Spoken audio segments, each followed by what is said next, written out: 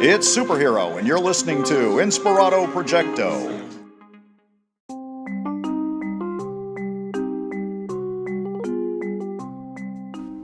Okay, I learned of something called the Pyramid of Leisure. I just want to tell you about this. I think I misquoted it as the Pyramid of Luxury. But it's a pyramid.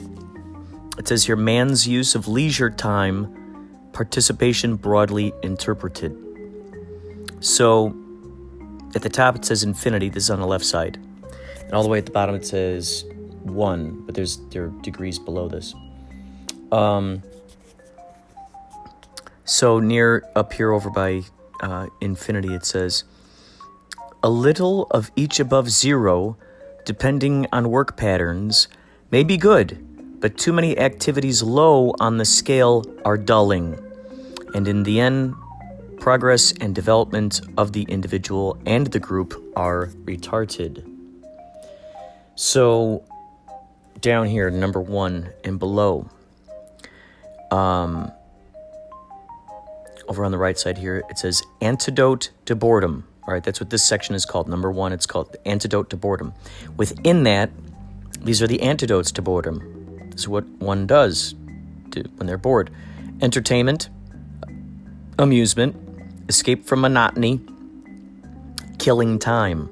Okay, that's the root. That's just simply the critics of the world, the observers, the audience members, those who don't actively get involved, those who sit and just, say what's wrong with this, what's wrong with that, what's wrong with this, and not actually having, not really diving into it. All right, so that's number 1. 2, above that, that's what this one is called, a person moved in appreciation. A person moved in appreciation. This is what happens when you cross over to the other side. Emotional participation. All right, so now you're kind of invested emotionally in what's going on. 3, here's the third level. Copying the model, playing the part. Copying the model, playing the part. And that what they do to do that is active participation. So participating in the thing that's kind of moving along already. It's just kind of moving along. Now this is where you go up from between 4 and infinity. I mean, there's a whole bunch here. This is called the maker of the model, the inventor, the painter, the composer. And what do? Creative participation. The inventor, the painter, the composer, those kinds of folks are the creative participators. They are creating the very world that all of the rest are either watching, adding emotional support to, or somehow helping keep together. So it's quite interesting. This reminds me so much of the analogy of leadership. The Dancing Man, look this up. It's phenomenal. It's 3 minutes. And look it up on YouTube. It's phenomenal. The Dancing Man Leadership. Look that up. And I've talked about this on the podcast before, but I think this fits in with this really well. If you see this footage of a guy, he's dancing out there. He's shirtless. He's got his, what do they call them? Cutoffs? Blue cutoffs, his jeans. He's just dancing around. He's in his shorts. He's in his cutoffs, some sandals or something, maybe barefoot. But he's just dancing all by himself. And it looks like it's something at a festival or something. He's over there by himself dancing. All of a sudden, someone gets up. All right, so imagine him as close to the top here, the maker of the model. All right, so here we have the maker of the model, the inventor, the painter, the composer, etc., etc. So this guy is creatively participating. He's creating it. Dancing. All of a sudden, up comes an active participator. An active participator. They're copying the model. They're playing the part. So they're like, oh, I like what you're doing. All right, let's join in. Now, everyone who's sitting down could either be a person moved in appreciation, in which case they're giving emotional participation. They're watching, like, oh, yeah. And then there are those who are just the antidote to boredom. They're sitting there. Entertainment, amusement, escape from monotony, killing time. They're just watching it. They're just watching the dance man. They're just like, oh, that's something. That's amusing. Look at the monkey dance. Oh, look at that. Then some of them might go, oh, that's really cool. That person is over there dancing. Wow, that's cool. They allowed that other person to get in there. Huh, wow. Wow, that looks fun. You know what? I'm going to jump in there. So all of a sudden they go from just the antidote to boredom up to a person moved in appreciation. Okay, they're kind of looking. Now, once again, they are one of these people who are copying the model. They're playing the part. And then that might inspire them in the future to become one of their own makers of the model, the inventor, the painter, the composer. So they are the creative participator. So it's a really great article. I would check it out. It's look up on Google, look up artofmanliness.com, artofmanliness.com, Pyramid of Leisure. And it's fascinating when you think about this, that we are built to have fun, to enjoy ourselves, to create things, not just to be the, okay, you tell me what to do, okay, you tell me what to do, okay, you tell me what to do. There's something very important about letting each and every single one of us run the ship. If you had it your way, how would you do it? What would you do? And I will follow you. How about that?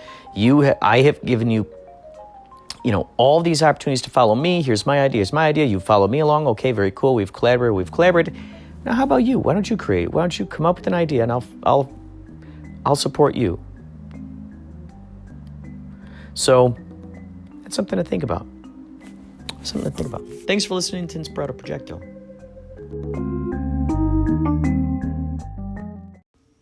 Before I talk about the podcast techie stuff, I want to know, Kurt, where is the farthest place that you've ever been with Yachtley Crew to tour?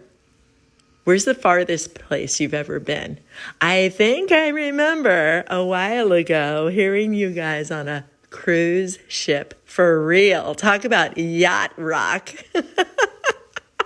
Weren't you having to do games with the passengers and such?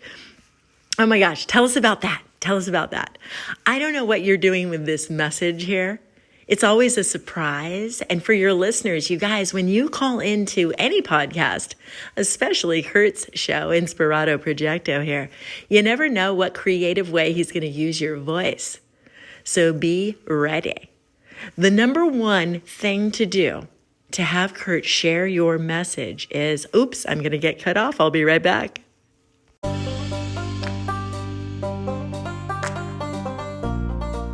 Thank you so much, Superhero, for opening up Inspirado Projecto. Yes, that is in fact what you are listening to.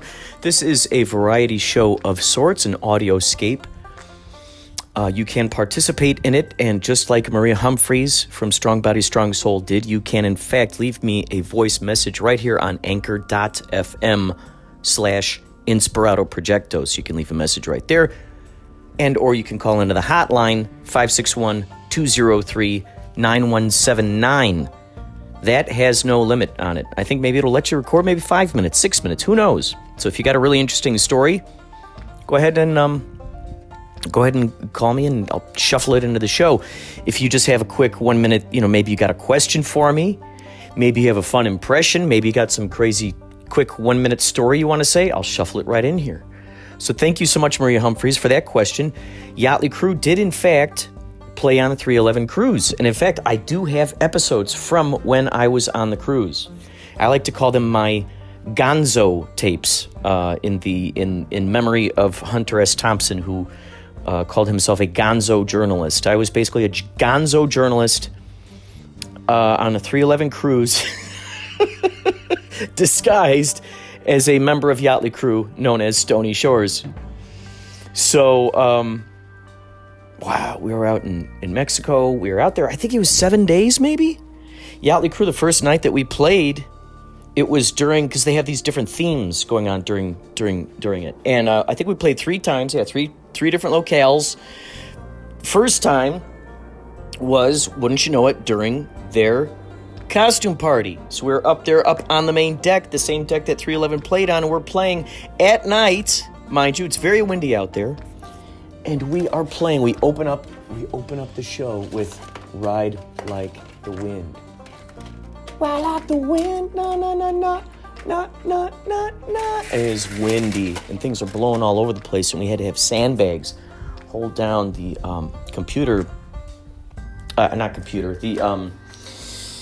keyboard stands and the microphone stands, and the drums even had some weights on them. The ship was kind of moving and grooving. And I got to tell you, it was so much fun to look out and see all these people in their costumes. Next time we played during their Mardi Gras theme, some more costumes. Oh, gosh. I had so many visions of Yachtley Crew playing and seeing dolphins out in the audience. And sure enough, that was my dream. It came true. I got to tell you, this is why it's so important, so exciting, and so imperative to dream big. Dream big, and go, wouldn't that be funny if, gosh, that'd be great if, boy, I could totally imagine this happening. Man, I would have so much fun if I saw that. And dream, or if you want to call it wish, dream of it in that sense. It's just open, no expectation. Because if I would have expected a certain thing, if I was like, okay, I want to see dolphins at a Los Angeles show, I want to see dolphins dancing around out there. And I restricted it to that. And I'm not saying that it would not have happened in that way. It could have. However, how cool was this that it happened in an even bigger way, a more unexpected way, on a cruise ship, being paid to play on a cruise ship on, 3 different days. And what's so crazy is Tommy Bowie, the guitarist, plays basketball with Nick Hexum in the band. Oh, by the way, when we sang Baker Street, Nick Hexum, we didn't even know. He came up on stage. He was dressed like one of us. He sang Baker Street with us. Oh, my God. He sang Baker Street with us. How cool was that, huh? So Nick Hexum plays basketball with Tommy Bowie. And the whole time I'm like, Tommy, tell him about the band. He's like, no. He's like, no. He didn't want to, I don't know, whatever reason. Sometimes that happens. So then what happened was one of the guys that played basketball with Tommy saw our show. They recorded, and then they showed it to Nick Hexum. They're like, look, there's Tommy's band. And so that planted a seed in Nick Hexum's brain. Now, this is the other interesting thing that we have to remember. That's all part of this extraordinary synchronicity program here, is that Tommy, when he was a little kid, he loved 311. It was after seeing a 311 show that inspired him to even pick up guitar in the first place. So here he is playing basketball with one of the singers of this band that he grew up loving. And then on top of that, he ends up being in a band that plays on the cruise that probably Tommy's never been on before. These things are expensive. You gotta save up quite a bit of money to go on these things.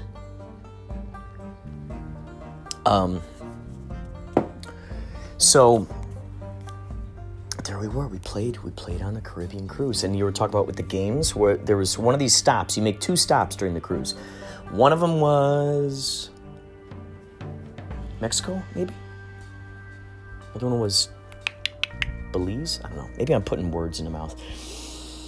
But we stopped at this one place, and they asked if Yachtley Crew wanted to be included with stuff. Well, we were included at poolside. We were dressed up in our captain's gear, and it was a relay race.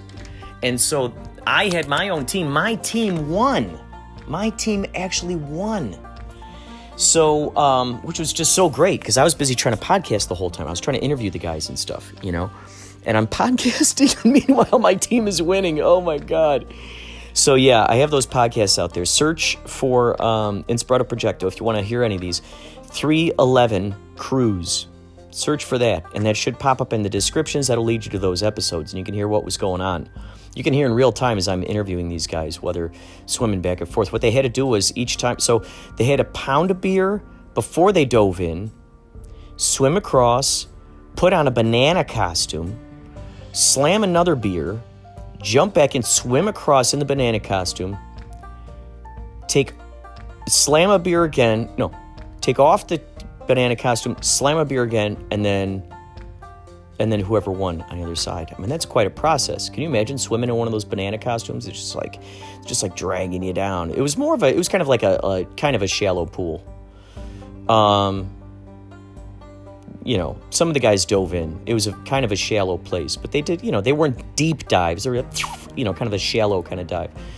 More of a belly flop kind of dive. But basically, just imagine like in a 3-foot pool, these guys running, people running back and forth wearing these silly costumes. So yeah, my team won. Team Stony Shores. And they were called Plan B Survivors. Yeah, Plan B Survivors. Each team had their own names. And, wow, we just had so much fun. So now, since you opened up a can of worms here, Maria. By the way, we're going to get to a fun interview with Desert Fawkes and Fawkesy Lady from Awesome Sauce Radio podcast and Cannabis Conundrum podcast. I had an extraordinary interview with them. However, I just got to say this really fast for any of you who want to see Yachtley Crew. I'm going to tell you the next shows leading up through May 30th. All right, here we go. Get ready. Here we go. April 22nd at the Keep Calm Jamboree, Bakersfield, California. April 22nd. April 23rd, an evening with Yachtley Crew on a Sunset Strip at the Whiskey A Go-Go. The Doors played there. Lots of bands have played there. Van Halen, Motley Crue. April 28th, we're going to be at the Ardmore Music Hall in Ardmore, Pennsylvania. Now, this is where basically our East Coast tour is going to take place. So check this out. 3 nights in a row. Okay, here we go. April 28th in Ardmore, Pennsylvania at the Ardmore Music Hall. April 29th, live at Del Lago Resort Casino in Waterloo, New York. We did that last year. Waterloo, that's a fun one. April 30th, live at Jurgles in Warrendale, Pennsylvania. That was great. When we were there, I saw all these signs for all these bands. Slaughter, Warrant. I saw all these bands that I grew up seeing, like knowing about. And here these guys have played at this place. There are tons of bands that play there.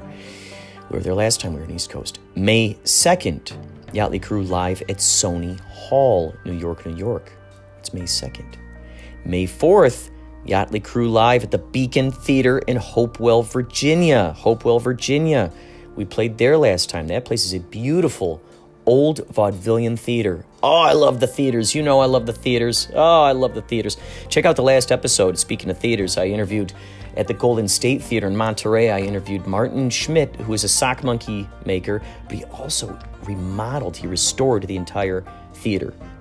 And also that is split with Cristo Rapolo, who has seen many, many, many UFOs, and he's the subject of 2 documentaries, Curse of the Man Who Sees UFOs, and also The Man Who Sees UFOs.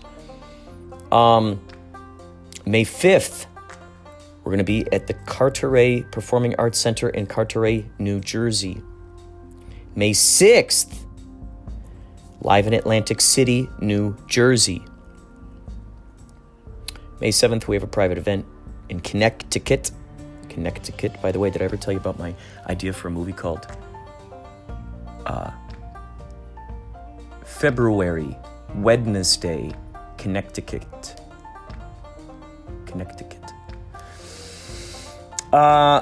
May 13th, we're going to be back in Ventura, which I think might be at the Majestic Theater again. Talk about another beautiful theater. Oh, I love the Majestic. Oh, each of those theaters. Oh, I love them. So those are the ones so far. Oh, I told you I'd go all throughout May. Okay.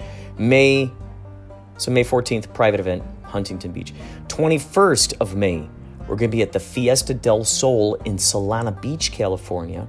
May 27th, live in Sacramento, California. Roseville, California. May 28th, live at the Mammoth Yacht Club in Mammoth, California, Mammoth Lakes.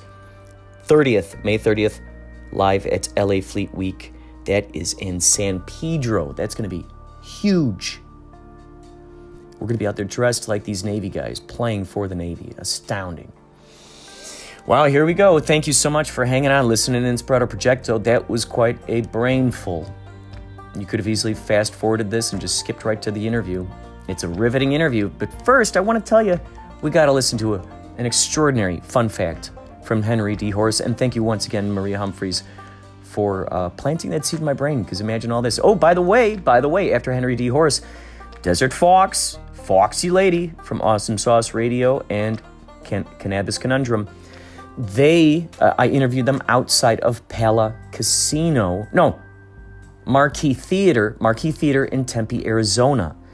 They met me up there. They saw the show. They recorded the entire show. They recorded it. I can't believe it. They took photos and they took all this great video footage. Wonderful, wonderful couple. Wonderful team. Wonderful team. This is part 2, by the way. All right. Thank you so much for listening to Inspirado. And now a fun fact from Henry D. Horse.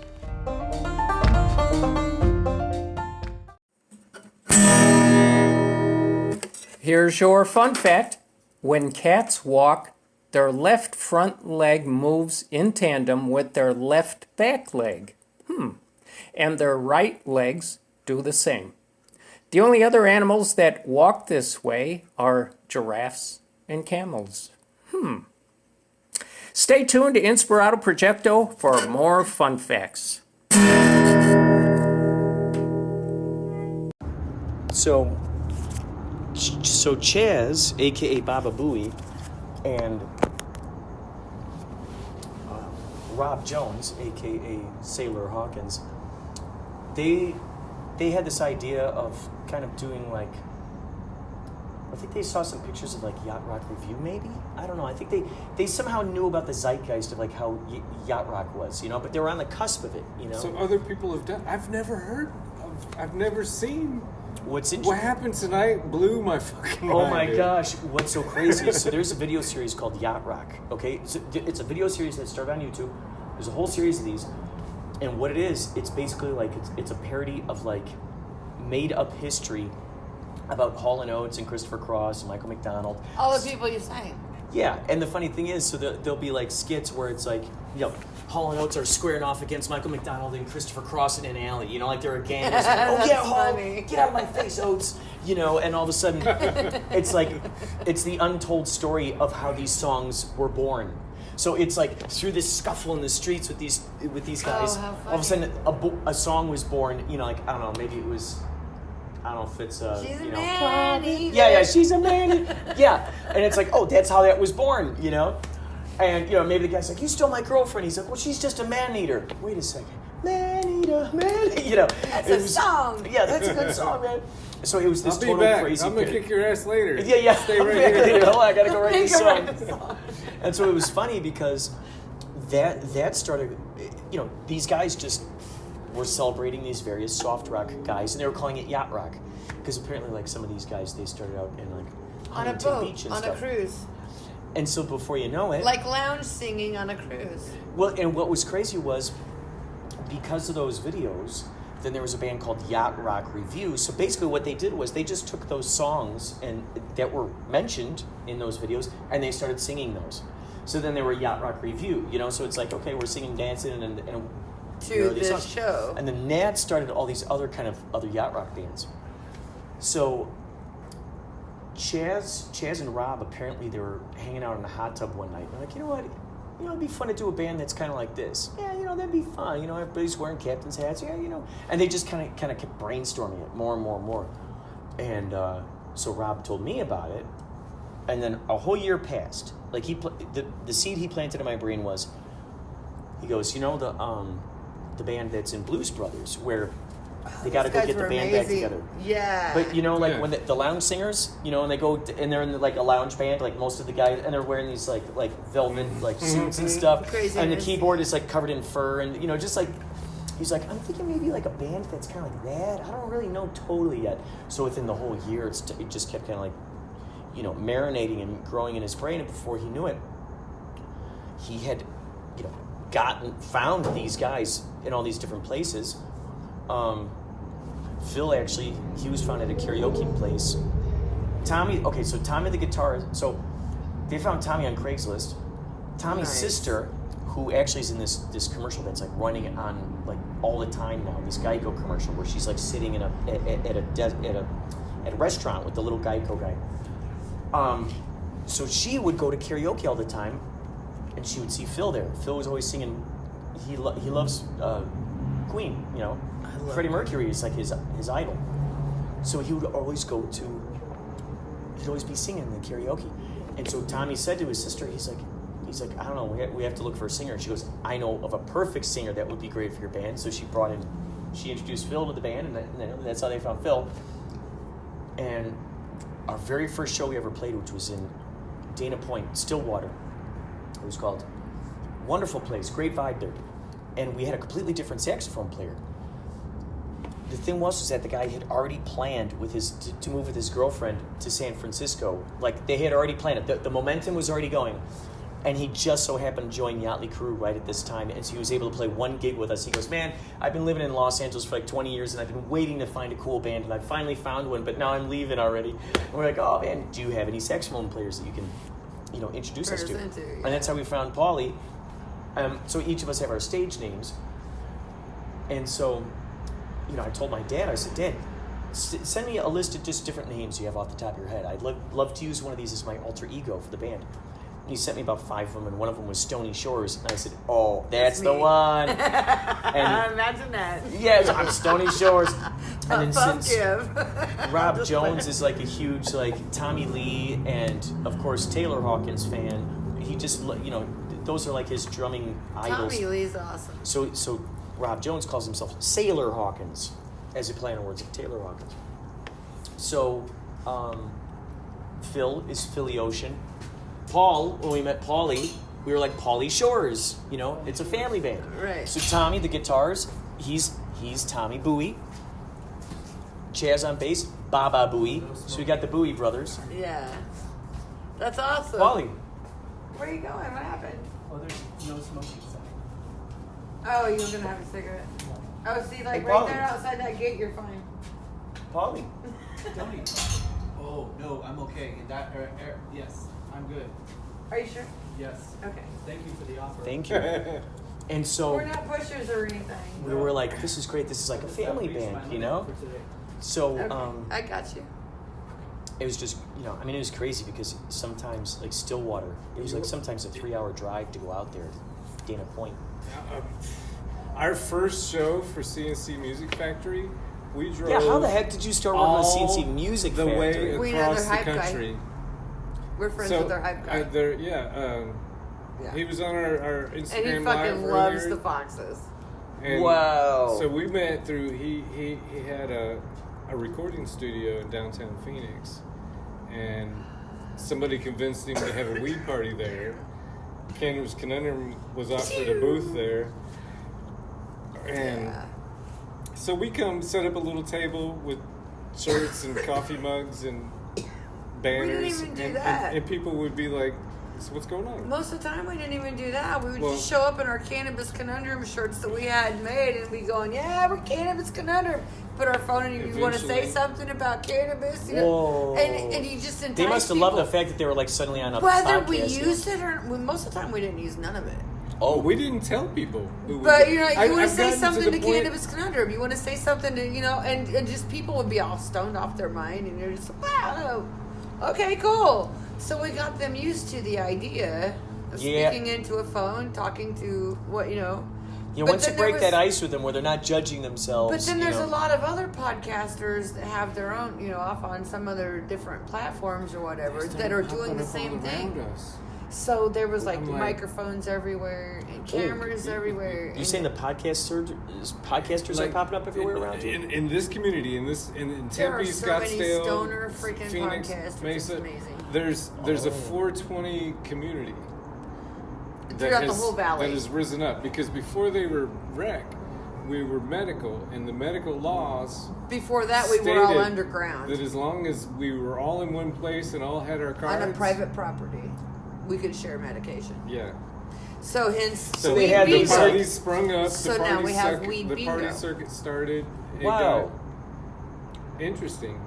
It got really interesting. I Once went to a my month? first normal meeting and smoked weed with a With the fucking some normal dude, peoples. Some dude who wanted to be a congressman. I'm like, Senators, people, they didn't smoke with us, but they were in the room while we were smoking.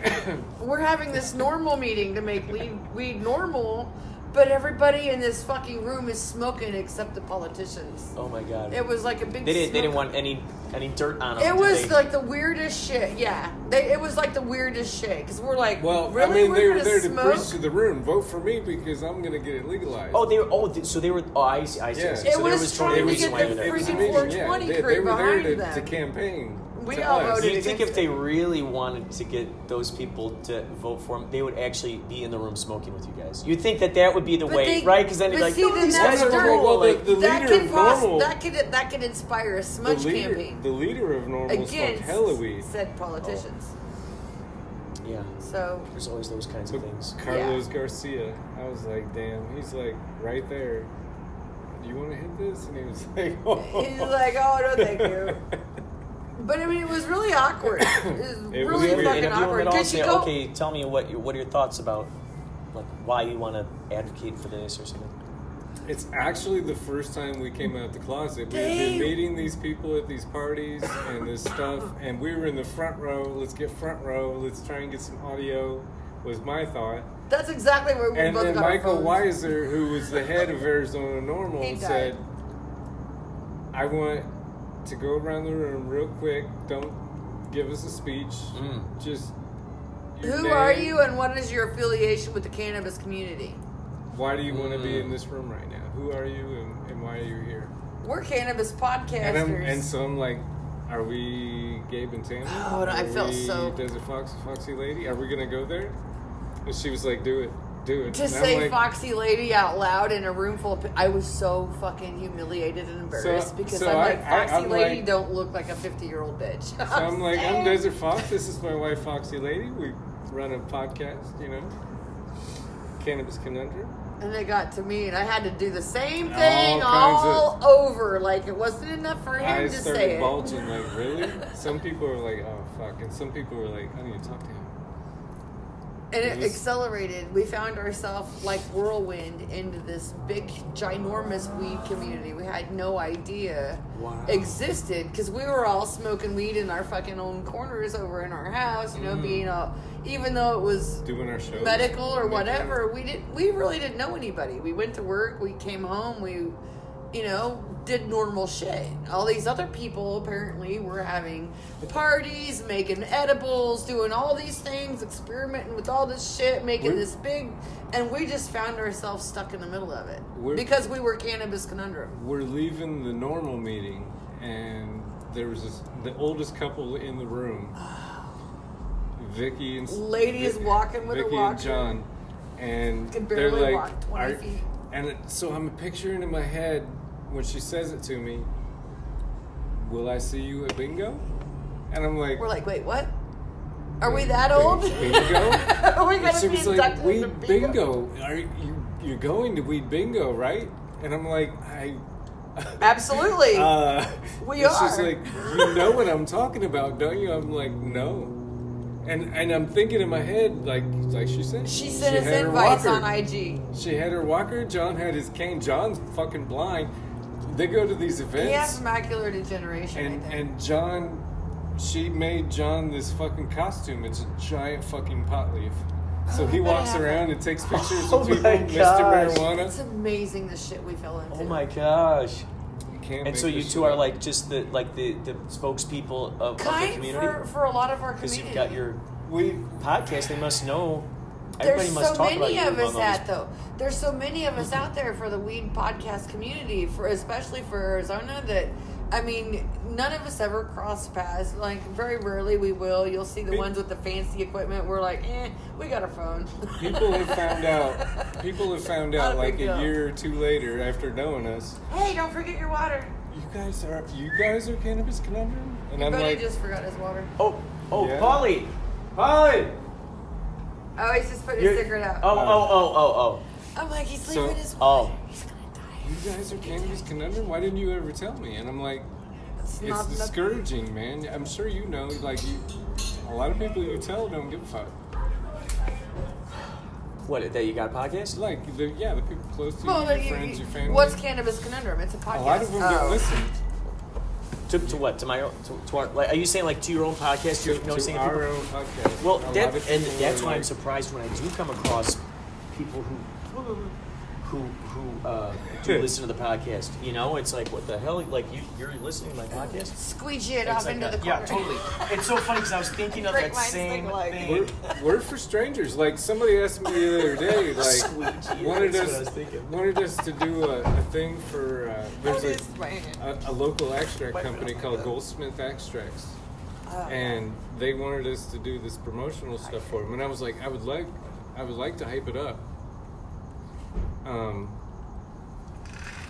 I mean, heck, if you know But, any of but, those... but we're not really a local. She was like, "Who do you work with locally?" I'm like, We don't work with anybody. I mean, we have freelance friends completely. locally. I mean, I don't think a lot of Don't Phoenix work really with no one. knows that we have we have listeners in 76 countries. We're not local. we're not We local. have There's all very 50 few people that know of us here. and a lot of fucking other countries. So the people would ask you, who are your affiliates here or something? Or what? I'm sorry, what was the question that they would ask you? Who pays us to do our job? And I'm Who like, do we work for? Nobody. Like we're the top. Nobody We're the pays top. us. We're the top of the totem pole. Here. Yeah. Well, no, we're not. The people because that are nobody getting fucking better- pays us yet. Well, the people that are getting better have people they work for that Oh, has you're the saying money they to were back asking them. you who's Who sponsors Who do your we show? work for? We don't work for Right. anybody. We don't. We're right. yeah. So then did that change how they were talking to you then or something? I don't know. They're if still interested. we got but invited to a lot they of wanna fucking feel it out. weed events. The problem with even Sponsor national this, sponsorship sponsor that, sponsor in the this, United sponsor States that. is You have the to companies pay. that we have here in Arizona. You guys don't have where you're from. You're in California. Uh-huh. We have I a mean, lot of California companies taking there's a over lot our of California companies that have a different name over here. Yeah. Because they can't cross state lines with it. shit. Yeah. So That's it's federally hard to illegal. really promote a cannabis business in Plus- the United States. Time out. It's expected to cross the bill to the Senate. They're sending a bill to the Senate. It's shot down today. Already? Yeah, it's shut down today. Federal legalization, they were putting it across the fucking Senate. Yeah. They it's shot it down? It's shut down today. Oh, that bastard. I think if any of these people like truly understood the reach that your podcast has, and it's like just free didn't- marketing it for them. just- I it mean, doesn't- it's it like is. if you simply look at it as like advertising. I mean, When they that's thought- better than the commercial. It's like if you talk with the person directly, but who owns this company or whatever. Like, oh my god, that's great. We had that person on the podcast. You get to know this person who owns this business. Right. Like, that's pretty valuable, you know. Well, we know Seems- people that do like Video we do, podcasts. kind of what we do, but and it seemed almost like we inspired him. I don't know if I can claim that, but they just want to jack off every single dispensary, and they want to be a Phoenix show. They want to be not We so don't- much because they just want to limit themselves to Phoenix, but because if they do it, they get all kinds of. I'm gonna do reviews on your product. I'm gonna tell people how great They're going it to give you was. free shit to say, hey, what do you Whether think that about be this? a fucking smoke shop in their newest bowl, or if you could get a company to There's a lot of people who do that. try and up their sales I mean, in it doesn't Phoenix. have to just be weed. It could be whatever you're doing. Like you do your And we- shoes and we your could do that, your but- shirts and Listen to Weed versus Sleep. That shit's fucking depressing. it's gonna hurt your feelings.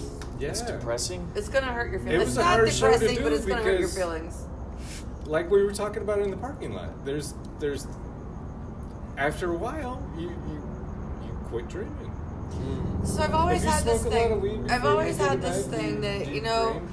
if like when I was a single mother I don't think anybody and does. working my ass off to support my kids, if I wanted And to there's go now party, scientific research I that knew proves that if I really stayed up chronic- too late, I was still gonna have to get my ass up, go to work, and medical push through marijuana it. patient, So somebody I've who always sleeps treated a it lot like, or you know, if I'm consumes gonna cannabis when they're dance to the smoking freaking vape, music, I need to pay the drinking it. piper Uh-huh. and suck it up and do it with Regular grace. And I've always done that. To- And now all of a sudden it's like reduce harm to your REM. I have a hard time like sleeping a whole night. don't wanna hear I'll that. get up in the middle of the night to use do the you bathroom or keep whatever, ourselves? and as soon as my feet hit the floor, I'm off and running, and I can't shut back down. It's like, and weed helps me shut back down, but I don't want to be, you know, I don't normally smoke it in the middle of the night. I just would rather just lay there and fidget, and because it is a habit forming thing, especially if you use it for sleep. And I ingest enough of it to, because I have a lot of different pains and everywhere, but it doesn't help me sleep. And I wake up a lot, so it's an issue, and it's probably the amount of weed that I smoke that makes it an issue, because you never hit that REM sleep that's where your body downloads all the daily information, and REM sleep is an amazing tool, and you need to utilize it every chance. But I don't ever get that. And they say that drinking alcohol and smoking a lot of weed before you go to bed is sedation, which it really is, because you just get so stoned or so drunk or whatever, you just pass out. We mistake that for sleep. When that happens, you don't hit that REM. And when you hit that REM, it's when your body resets. It's when you download all your daily information. It's when everything starts clicking in your brain. So when you wake up the next day, oh yeah, I got this, I know this. But when you don't hit that REM, you wake up going, what the fuck? Now what do I do? I should take a nap. And the REM is really important, and a lot of us stoners miss that, because we're sedated, basically. We're super stoned or whatever, and we go to bed, and yeah, we pass out because you're freaking high as hell, but you don't ever hit those dream states, and when you do, you don't hit them like you should, so your brain doesn't download, your body don't reset, you don't get the fulfillment from the REM sleep like you need to, because that's the most important cycle of your sleep. And stoners don't get a lot of that, especially if they're habitual users. I'm gonna go try and find some REM sleep right now. You're gonna try to find some REM sleep? Yeah, right now. It's nice to meet you, sir. Great sax playing. I love the freaking sax. Pauly Shores, go find some REM sleep. I'm gonna go find some REM. I'm gonna That's Pauly in the download that corner. daily information and just be ready to go on that 9-hour bus ride tomorrow. That's he in the spot. I'll get so much sleep on the van tomorrow for sure. I brought my pillow. That's important. You can't get good sleep without your pillow. Nope. It's my own pillow, and Stoney has to climb over it every time he gets in the room. What's this fucking thing doing here? It was very nice to meet you. What's your Until name? next time, Not brother. Polly, but what's your name? Paul. Paul. Nice to meet you, Paul. Gabriel. Gabriel and Tammy. Nice to meet you guys. Nice to you guys did a great job. I was blown away, bro. I gotta That was say- one of the best shows I've seen in over a The decade. saxophone has always I mean- been one of my favorite instruments, and you blow it Everything. Everything, You blow it well. the choreography, everything. I'm like, well. You guys are amazing. I fucking had so much fun. there's. Thank you. You got to do the Thank you. on stage tonight. We did. I caught your eye. I caught your eye. I You saw caught my that. eye. I didn't get I don't think I got it on tape, It's but a different shenanigan every night with this guy. He glanced over. I'm like, okay, snake time.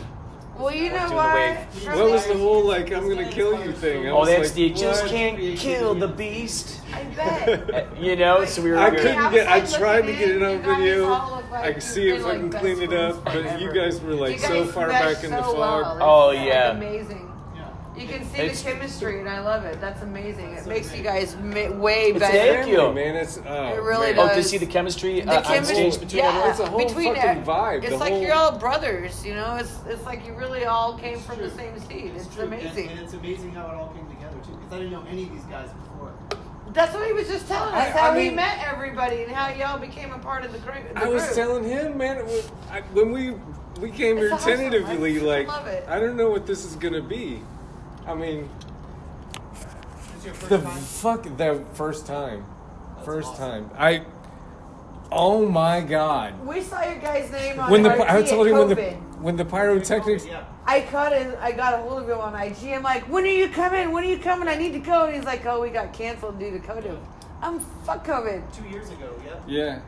And then I was like, a few days ago, I'm like, dude, you gotta let me know next time you guys come to Arizona. I want to come. He's like, actually, you got 2 days. Yeah. I was like, You made it. let's do this. It was so great how easy it just went. It was amazing. You know, just But so I'm good. so glad we got to meet you. And isn't got it to funny how he listen just to pops you up out of blow your horn. nowhere? It was amazing. Where's he? I Whoa, love it. huh? What? There he is. You know? Definitely. He's like our evil Definitely. Knievel. Take care, you guys. Good night. Good night, Pauly.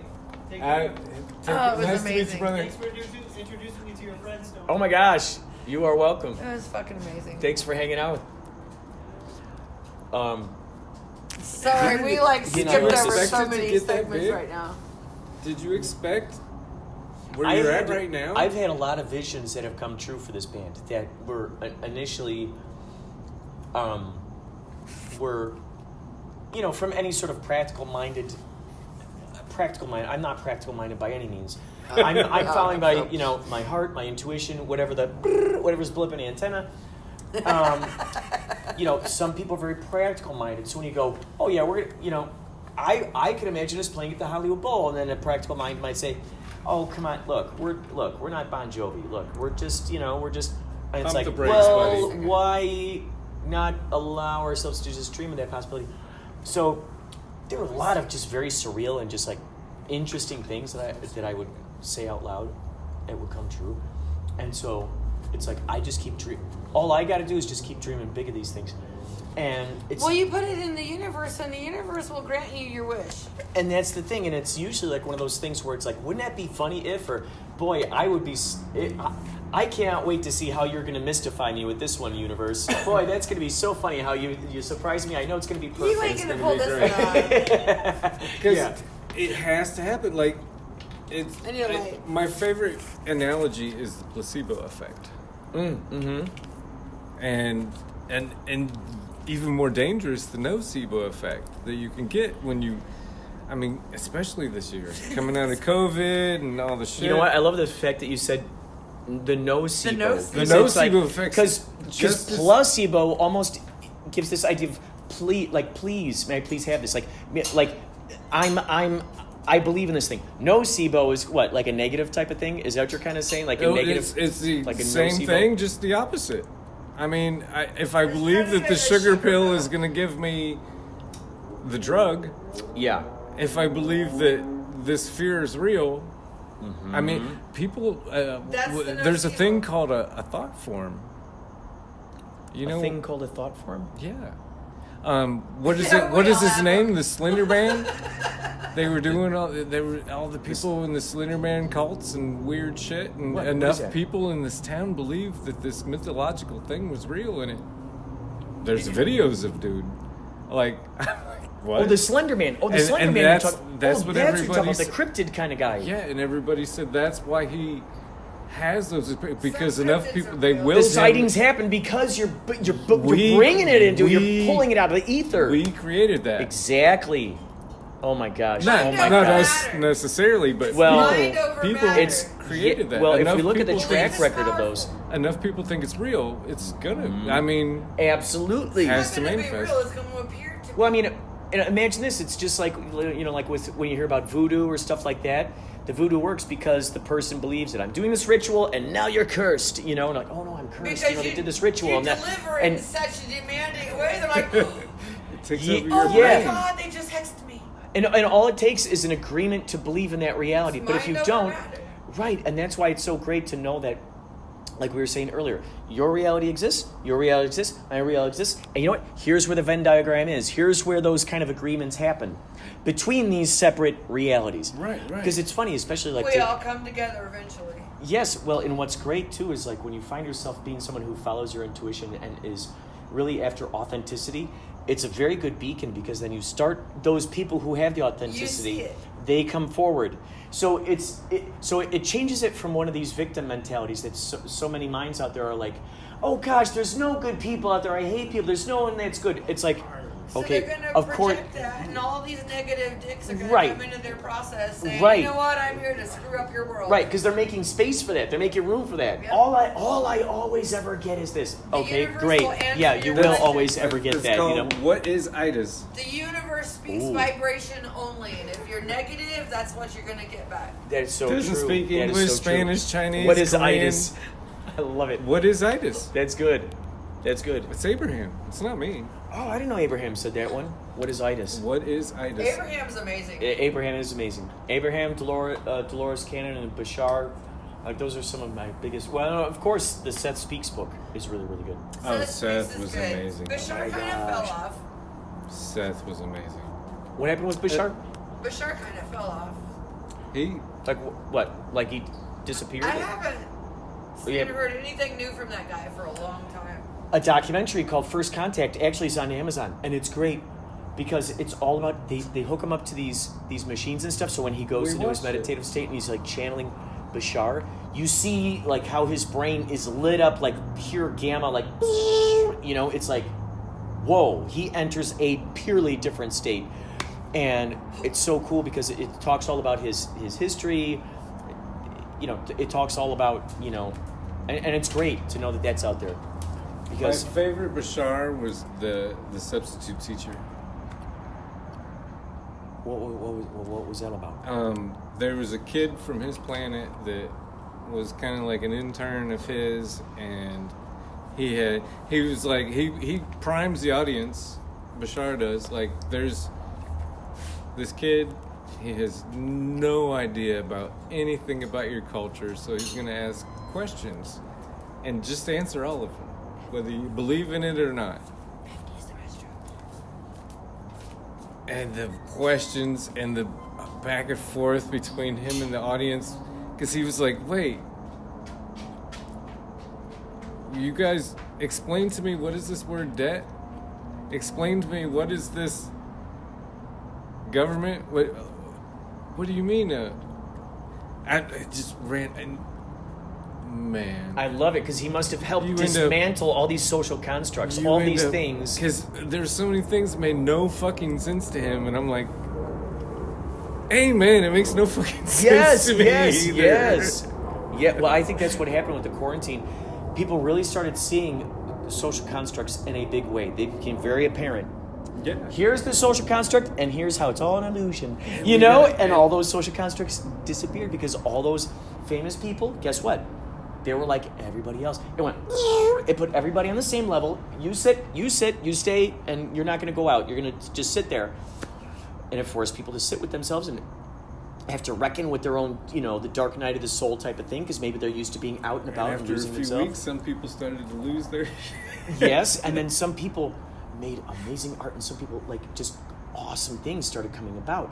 And it was, like, amazing to see. Look what we could do if we had our own fucking time. Yes, well, and then also, like you were talking about debt and all these, like, what's that? It was great because nobody cared what the celebrities were doing or not doing. You know what I mean? Who cares? Nobody cares whether you got cheek fillers, lip fillers, whatever, whether you stamped on eyebrows, nobody, everybody's looking like haggard and like, even these talk show hosts, they're doing it from home, and it's like they're in their pajamas and stuff. And I think when people realize, like, whoa, okay, where are we getting income? Well, we're going to have to go remote. That's our only option. How interesting was that? It took something so extreme in order for these businesses to even try to adapt that idea of a possibility of going on. Because they were just going to go straight on ahead. Okay, no, you come into the office, 9 to 5, this is how it is. But once that quarantine happened, and people were like, why are we doing 9 to 5 jobs? A lot more people were waking up to this and going, no, I don't want to do that for the rest of my life. And then guess what? It stuck employers in the seat as the interviewee. Because now the people what do who you are at need home to getting, stay? What do I need to do for you to make you want to stay? Exactly. with us? Exactly. Yes, exactly. now we're interviewing them, going, okay, well, what can you do for me since you're the employer and I'm going to be working for you? What can you do for me? No, thank you. Or yes, no, that's the good one. No, thank you. Check it out. There's this other job that I'd applied for so that they hit me interesting. up, and they were like, they offered me like $3 more an hour than I get here. But here's the cool thing: I only have to work 9 hours a day and 4 days a week. Wow. I don't know. What are you just thinking? a random. What are you thinking? Are you going to do it? No. That was just off the top of the head. That was hypothetical. Oh, I see what you're saying. That was purely improvised. I can't work a regular job where I have to be somewhere. You were so committed to this. Oh my God, I'm like, dude, great actor. Those kinds of, in the quarantine, people realized those social constructs and they fell away and they're like, no, I don't want to do 9 to 5 jobs. And then a lot of people, they started opening up Etsy stores, or they started painting, or they started drawing, or they started making t-shirts, and they started making some money off of their own talents. Shit out of stuff. They created the shit out of nothing. I saw people, I can't think of a single fucking reference, but the matchbook dude, he made crazy shit out of matchbooks and then set them on fire and Weed Perfect. Weed a Perfect friend is an of amazing ours. creature. Rolling weed is his art form. That's his medium. I've seen this man make a marionette puppet that worked. Had an He made a marionette? AK-47, It had camouflage paper, and it was all smokable. and it had a freaking A smokable AK-47 marionette. made out of gold paper. And then it was 100% smokable, and it was 100% operational. Oh, it's What the gone. heck? They And it took- was fucking amazing. I just He's- put it off my phone. I don't have it on my phone. He's gone from He's IG, gone from IG. so I can't get it from him. But yeah, He got kicked off of IG probably because he rolls doobies out of, mixed. Like, he made a number 50 that took about a half an ounce of weed. Patrick, we live on a planet. A number 50. Him? For his 50th birthday, we sent him a half ounce, and it was in the shape of a 50. That is so cool. And it would have been a smokable blunt had I not stuck We- it in one of those suction things that sealed it so it wouldn't be smelly He in was the like, mail. dude, it was so packed. Amazing. It packed it so full they couldn't smoke it. They had to tear it apart because it sucked all the air out. I mean, pressed it into a brick. I gotta say this, through the podcast, like, there are two avenues I want to talk about. One is the fact that we both happen to know we live on a planet, Patrick. Like, out of all the podcasters out there in the universe, same thing with Patrick. Maria, Strong Body, Strong Soul. What the hell? How the heck did this even happen? That we happen to know, out of all those podcasters, see, that the universe is like, Before we met bringing you, us together. we were in cahoots with Patrick and Maria. astounding. Astounding. It was so cool because, We were all in contact because of Anchor. isn't that beautiful? Like, isn't that crazy? All the different interesting people that we have met, and From we've Anchor. learned from Anchor. Like, I interview my Uber drivers all the time. I'm like, okay, I meet all kinds of cool people Yeah. because everybody, I treat everybody like as if they are their own universe. Right. Each Well, person they is their are. own universe They with are. all these stories. We could walk down this fucking street together and have completely different experiences. Yeah. I mean, how interesting is How that? crazy is that? It is. We all are on our It own is a total thought choose your own plane, adventure. And however we perceive shit is how we feel it. And it can be completely opposite from your neighbor. I just saw this really awesome meme. It said something like, we don't see the world as it is, we see the world as we see ourselves. So, the way that we're taking in the information, it's you all don't like neutral. yourself, It's you're all not gonna neutral like the world. information, but it's what are my belief systems? What are my, am I getting offended by what he's saying right now? Is this offending my religion? Is this offending my, whatever, my heritage? In that case, I would you know, say you're and putting it's too like, much oh, thought what, into it. it's like, or you can look at it and go, oh, wow, interesting. This is a really interesting opinion. Tell me more about this. And just choose not to be offended and just go, this just happens to be just information. That's the difference between someone who's willing to learn and somebody who just shuts out everything because they're opposite from them. Mm-hmm. You meet people There's that you hit closed-minded their... and there's open-minded. You hit- Closed-minded people ain't gonna see past that perspective ever. True. They're going to be like, oh, no, you're going into this other area, so I'm going to go No, you're going into inside this and other eat my area. bombides. You must Yeah. belong to a cult. Oh my god. I always And enjoy damn talking free to thinking. well, I love the people, the explorers, the adventurers, the fringe, Oh, we're fringe. Oh my God. Theorists, explorers, all that stuff fascinates me. There's no, I can only be offended by a conspiracy theory if I choose to believe it's a conspiracy theory, or if I want to look at it as maybe someone did good detective work on somebody's a something. fact, yeah. Maybe someone, it's so funny because, and I say this a lot to my friends, like the fact that like all these like crime shows where people will watch these things, like these true crime shows, like, oh, and they're like detectives and they're trying to solve it and stuff, and it's like a lot of those same people are calling people who do that same stuff conspiracy theorists. Yeah. It's like, wait, hold on. These people here, these people are detectives. They're following the money trails. They're asking questions. They're curious. They're seeing connections between things. They're going, oh, wait, these relationships are these relationships. That person's married to that person. Wait, hold on, this person is... And they're putting connections all together, together. just like a detective would. So why are you putting that label over here? The only way that you would have put that label on there is because someone told you to put that label on this particular kind of information. called And who told you that? News, of course. It's called programming. Yes. We were all Which is why we don't fact watch checked a TV. couple of years ago on some stuff that's all Mainstream. facts today. Exactly. You know what's so funny? There was another awesome meme that I saw on Instagram that said, the only people who have been right over the past 2 years are the conspiracy theorists. And I thought, that's true. Absolutely. Because So we it's done like- our research before all this bullshit came out. And at one so we point- knew about it. At what point are people going to like finally wake up to that and go, oh my God, here are like, 10 out of 15 of the things these conspiracy theorists have figured out and now have been maybe I should turn my ear to them and listen to what they have to say. Maybe I should I start need to buy a tinfoil hat too. right. It's like you'd think that maybe they'd start listening to those detectives and go, here it is. The news has got them brainwashed. Yes, it is. I mean, Yeah. it's programming from PBS to Nightline. I mean, whatever is out. Oh my there. gosh, all of it. Like It's all there's a programming. The only thing about PBS is it teaches your kids how to spell and that you shouldn't be mean to this person. But you want to know something crazy? Is because I have grandkids. But I gotta say, Mr. Rogers is legitimate. And so is Sesame Street as far as I'm concerned. If you just kept those on repeat all day long, you'd teach you absolutely everything that changed you it would up. need. I know, but I'm just saying the old ones. And you were to play that every day, oh my gosh, it would be every single thing you'd need to know on how to be a good human Exactly. being to yourself The and same. to others. I learned everything I needed to know about being a person in freaking kindergarten. That's where you learn camaraderie, you learn how to be a team player, you learn all these things from other kids, you learn everything in kindergarten.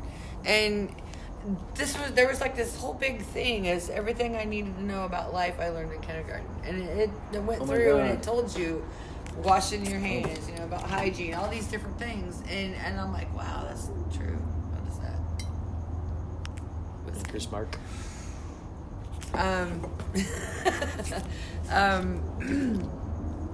That's whiskey. So Yeah. I don't. there's Pretty much anything but whiskey. It's like the one thing. Whiskey and bourbon. Oh my gosh.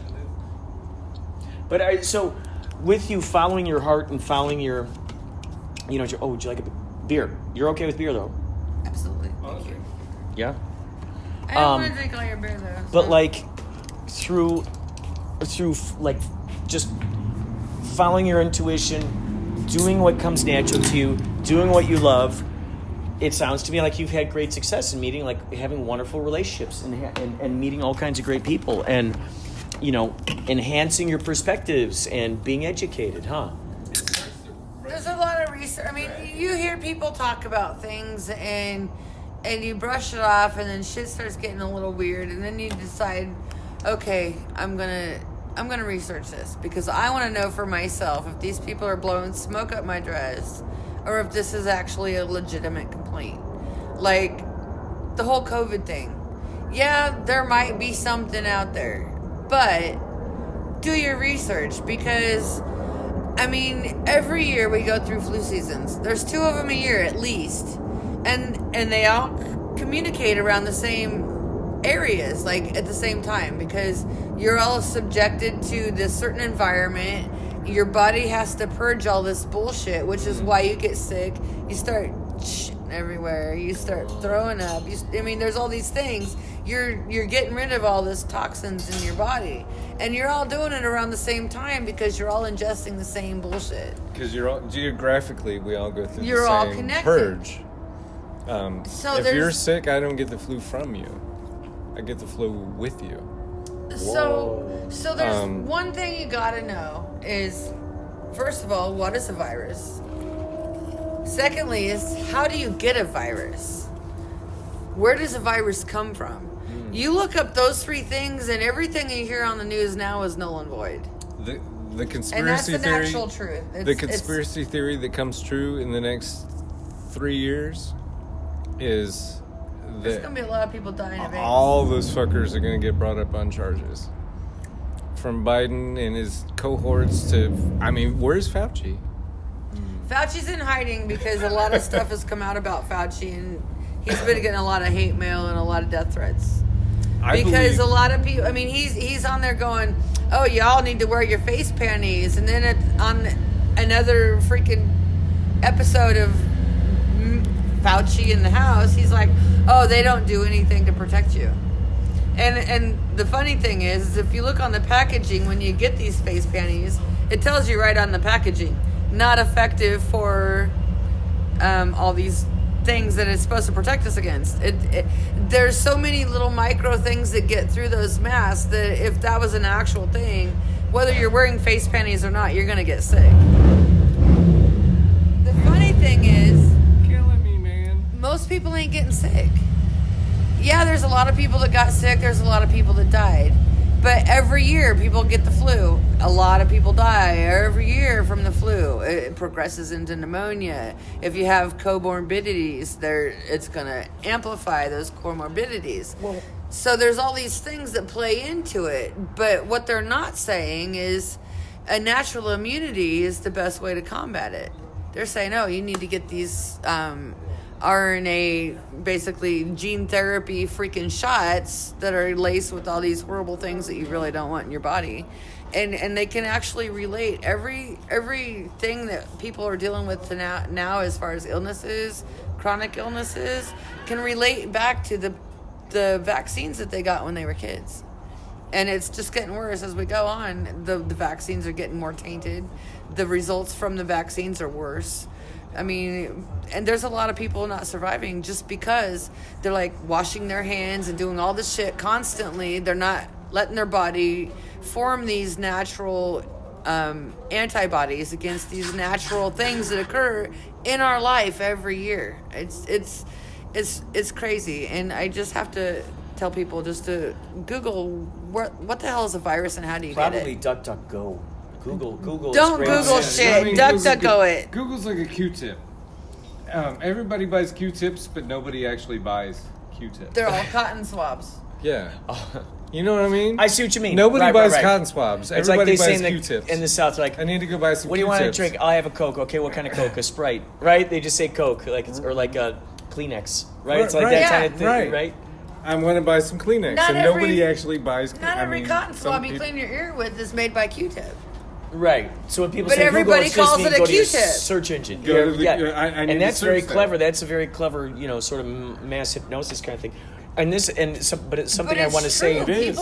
People feed on that. Do you know- It's marketing at its best. Do you know why we call them soap operas? Why?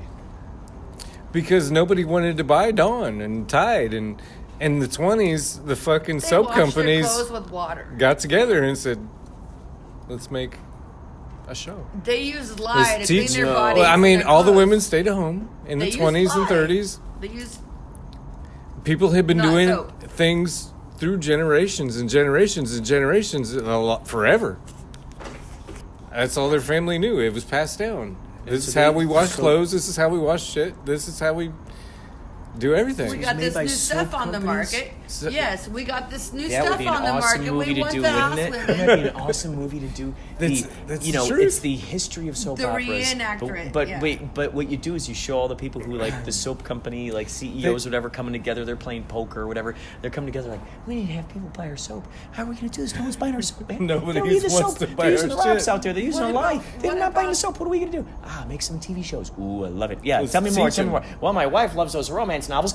Tell me more. Tell Let's me more. do a drama. Yeah, a motion romance picture. drama. Yeah, we'll do a picture. I love it. And we'll A series of advertise pictures. our soap in the middle. Like, who ain't buying this? Like, who ain't buying toilet paper? You know? So they just dump As all the soon things as that the no one really TV wants to buy into As there. soon as the TV was available It was all for the soap. average Candy. American, Cleaning products. It was all cleaning the products. soap industry was the first investor. Which is why they're called soap operas. I never knew that. Because it's a The dramatic. term soap opera, I don't think took hold until after the Second World War. It's a Now, dramatic Wouldn't that be funny? romance novel taking place on your TV with a few strategically placed buy my soap or your shit's not clean. You're a dirty person if you don't use this. And it was all like a brilliant marketing scheme, which now we call them soap operas and everybody buys Tide. To the listener at home, take this challenge. Listen, watch 10 minutes of a soap opera today, tomorrow. I don't know what time of day you're watching, listening to this. But I want you to not listen to the dialogue, but try and figure out what products they're trying to sell you in a 10-minute segment. What if maybe they shut off the volume? Or should they keep the volume on? Should they just watch the body language? Would they still pick it up, or should they listen? You can probably pick it up, but I think I would want the volume. If it was just a body language, you would have to pay close attention to. Because somebody's going to be like, hold on, I have to get my Casio watch so I can... But this is the other interesting thing. You'd think on those soap operas, the ladies would be like, or whoever would be like using soap all the time. They don't. Well, it's a facade now. We know what to do with soap now. Soap industry is huge. And now there's other products that we're selling. Oh, right. And you'll find them. Kotex, and then when you do, hit up Inspirado Projecto at gmail.com. That's right. I mean, they're selling so many other things. I love it. And that's all the advertisements are. We're in a consumer world, and you must consume this, or you're dirty. You must consume this, or your neighbors are gonna go. He's a smelly kid in the class, you know. Right, because they're just repeating what they saw in the commercial. Right. It's like, here's what to do if someone is using a different detergent than you are. Act like this, so everyone. Don't you wish everyone used Dial? Yeah, right. That's a prime example. Don't you wish everybody did? Don't you wish everyone used Dial? Because they're implanting that in your brain. I don't like it's bar like soap. They put the question mark in your brain. Good at it though. Yeah. Don't you wish everyone used good. Dial? Yeah, right. Exactly. Oh my People gosh. Like damn. Well, I was thinking. Not only do you want to wash, not only do you want to wash with Dial after that, but you're now actively looking for people who don't. And if they smell bad, you're like, you need to go use some Dial. Exactly. Oh my gosh. Or Coast the eye opener. What, are you tired? Get some Coast. Oh, right. Remember that commercial? Oh, yes. And then for the people who like to whistle and sing in the shower, there's Irish Spring, of course, right? Yes, Irish Spring. Yes. So it's like, hey, I sing in the shower. I'm Irish. I should buy I whistle. I'm that person. I should buy some Irish Spring. Oh my gosh. It is so true. It's all intertwined, and it's all about the message they give you, when they give it, and how they send it to you. Well, I was thinking for the biopic, for like the history of the soap operas, what if it actually was like a musical, like an opera, and you call it Le Soap or Le Soap Opera, and it's like it's totally like Le Parfum Toilette. That's right. Yeah, Eau de Toilette. Because then it like a French opera, and so it's like, you don't have this soap, but then it turns into this thing of like, yes, and it's all about the executives getting together. This guy stinks. We need to send him some zest in his locker and give him a subtle hint. Right. You smell bad, homie. Yeah. You need to take But a bath. people aren't buying the soap. What are we gonna do? And then that's when they start coming up with the idea for the soap operas and like putting those out there. That would be kind of interesting. That's how they did it. That's how they did it back in the day. I mean, it's just astounding. There's a country in South Africa that in 2019 launched a campaign to encourage people not to poop on the street. A lot of countries do. Unnecessary. They got plumbing in 2016. So up until 2016, 2015, 2016, a lot of people had never seen a fucking toilet before. No way. And it was actually singing fucking toilet. They're kind of like the homeless, they walk around, they piss wherever they want to, they excrement wherever they need Their downtown area is horrible. Whoa. There's a whole department that's dedicated to cleaning up people's piss and shit off walls and shit downtown. And that's true. That's a true story. It's and they launched. So these people at their homes or whatever, so they just got to always figure out where that's going to happen on their property. They go outside They spent and piss on walls. two- There's you can go down through certain countries and walk down the streets of the city streets. They spent and it smells like urine and feces because everybody pisses on the wall. Whoa. They spent $2 billion on a campaign. Hired actors, the whole nine. There was commercials that came out, some of which like regular people, and some of which the fucking singing animated fucking toilet. Oh my gosh. I will find it and send it to you. It's amazing. I have it somewhere. I think it's on my computer. Eat your poopy. I will eat it. I'm your friend. Yes. You know? Yes. Please don't poop on the sidewalk. Give it to me. I will eat it. Cookie Monster. yeah, right. You're like a cookie. Oh, God, that's great. Like the poopy monster. It's like the poopy monster toilet. Me so hungry. Me want poopy. Oh, my God. That's amazing. Stoney just got mind Oh, foxed. my God. Hey, Kirby. I want poopy. I'm the talking toilet. And it's like this talking toilet. So that was in the commercial. Did it work? Probably. I don't know. So, I don't know. So you're saying like in what, 2016 or something? Then No, they it- got plumbing. In 2015, they started to get their plumbing. In 2016, allegedly, they all had plumbing. Allegedly. There are And still then countries in that don't 2019, nobody have was. internet. There were still people not using the Don't toilet. have Like, it wasn't use the outside world. natural. Like, if I'm at home in my house, I will use the toilet. But if I'm out and about, I've been squatting my whole life. I could squat. Ever heard of Ronnie Samper off of Anchor? Huh? Ronnie Samper? Yeah. Maybe. What's his Native radio? native radio, something native radio. Huh. He's He's on Anchor.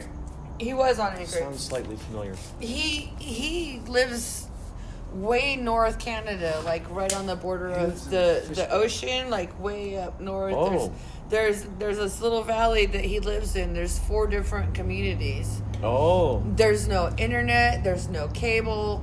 There's no a No lot of things. radio. They just got internet like 2 years ago Whoa. in his community. And he's like, before that, I started this radio show that would go across all these 4 communities so they would have something to listen to because he had internet somehow, or he had all these DVDs that he was playing on live broadcast to all these little communities.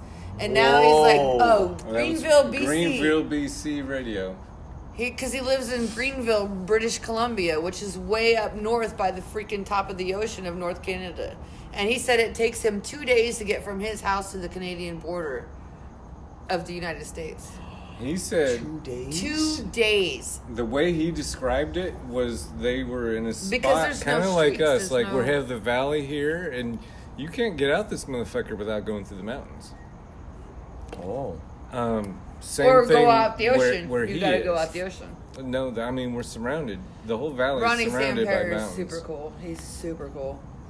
North, south, east, west. You're going through a mountain. So he's figured out how to make it work where, like, that's what fascinates me about He off-grid bought living. CDs is and broadcast them on different things that they had available in his communities to all 4 different communities in his valley. To him, it's not off-grid living.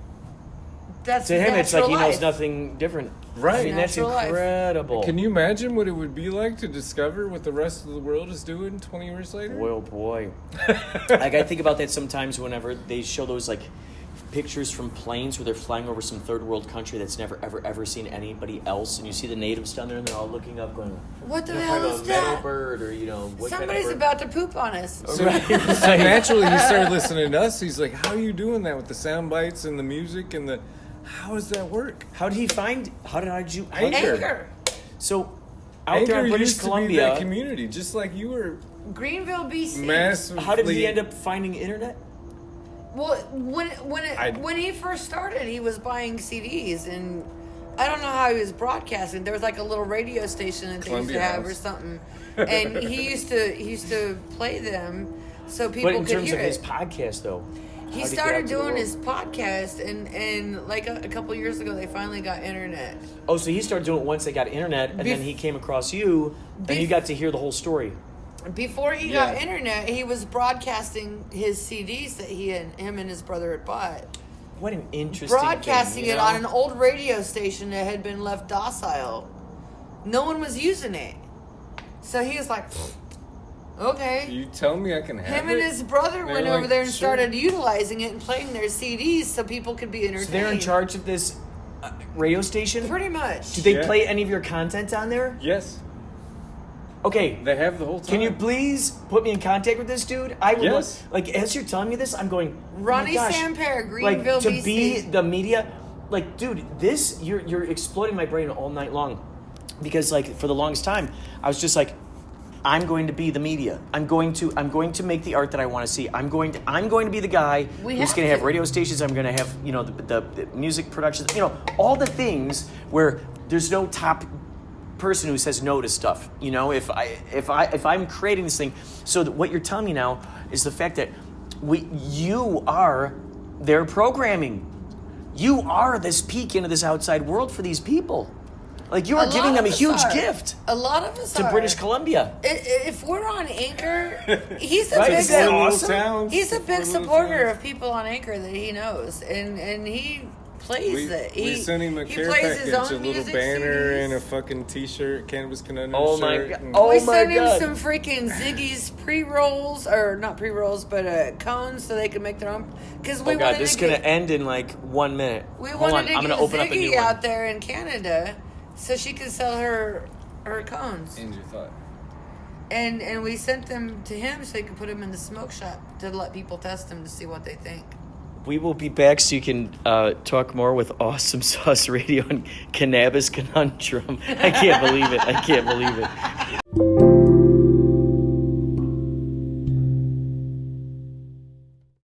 Wowzers, what an incredible conversation with the Fawkesses. Desert Fawkes, Fawkesy Lady. Please listen to their podcasts. Listen to the Fawkesses podcasts. Awesome Sauce Radio and Cannabis Conundrum. They're some of just the most delightful people. And as previously mentioned, I don't go back and listen to what I talked about in the episodes. So I have a good feeling we talked about Maria Humphreys, and sure enough, we shuffled Maria Humphreys into this episode. Thank you again, Superhero, for opening up the show. Thank you so much, Henry D. Horse, for your fun fact. And Nick Tierce from Mesmer Braid is going to close us out here. And after that, if you want to stick around, you can listen to the Facepalm Theme Song by yours truly, CEC. Hi, this is Nick Tierce, and you're listening to Inspirado Projecto. It's a facepalm, a balm of calm, like a napalm bomb. It's a facepalm, crumbly malm of loamy alms. And how soon do you think you to do it again? It's a facepalm, here it come, alms playing Brahms on prom. And how soon do you think you to do it again? Have the Holmes from Guam to the cable comes. Are the Rom diatoms glom in their moms? It's a facepalm, the book of psalms and rhymes and rhymes. And how soon do you think you'll do it again?